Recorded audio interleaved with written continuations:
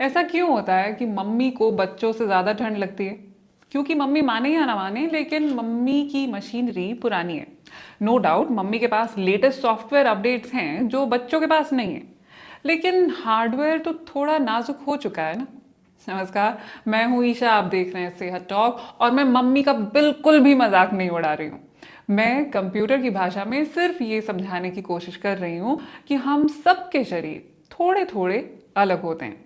इसीलिए किसी को ठंड ज़्यादा लगती है तो किसी को ठंड कम लगती है। कैसे? समझाती हूँ।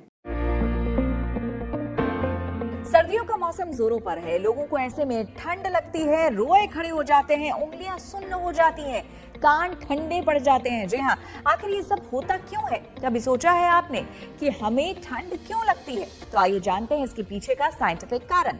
हर इंसान के डाइट, लाइफस्टाइल और बॉडी की इंटरनल कैपेसिटी के अनुसार उसे ठंड लगती है।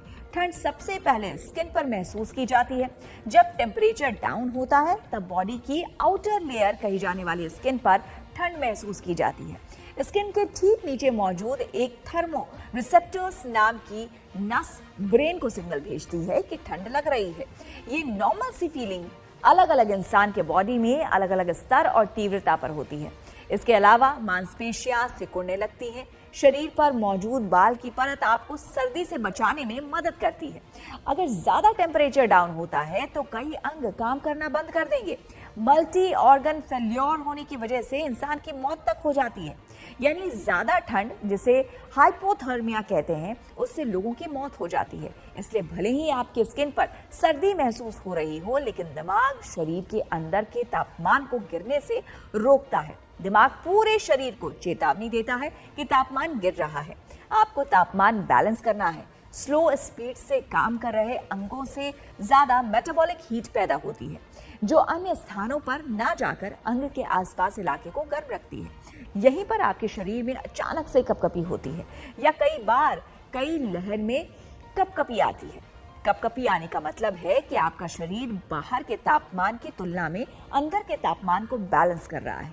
जब आप कांपना शुरू करते हैं या कांपते हैं, तब आपकी खून की नसें सिकुड़ती है। खून और उसकी गर्मी के बहाव को शरीर के अंगों में रोकती है, उन्हें ठंडी त्वचा तक जाने से रोकती है। इससे आप सुरक्षित रहते हैं। ऐसे स्थिति में आपके शरीर के अंग गर्म रहते हैं, लेकिन त्वचा हो सकती है ठंडी महसूस हो। लेकिन ये तरीका शरीर के तापमान को बैलेंस बनाए रखने के लिए होता है। ऐसे कई रिसर्च पेपर हैं जो ये कहते हैं कि जेंडर, एज और जीन्स पर भी ये निर्भर करता है इंसान को कितनी सर्दी लगेगी।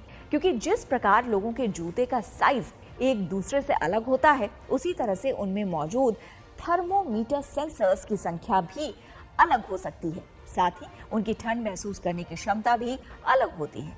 एक ये दावा भी है कि बुजुर्ग लोग तब तक नहीं कांपते जब तक टेम्परेचर काफी ज्यादा नीचे ना जाए, जबकि युवा थोड़ा सा ही तापमान गिरने पर कांपने लगते हैं। ऐसा इसलिए होता है क्योंकि युवाओं की तुलना में बुजुर्गों द्वारा सर्दी महसूस करने की क्षमता उम्र के साथ कम होती जाती है।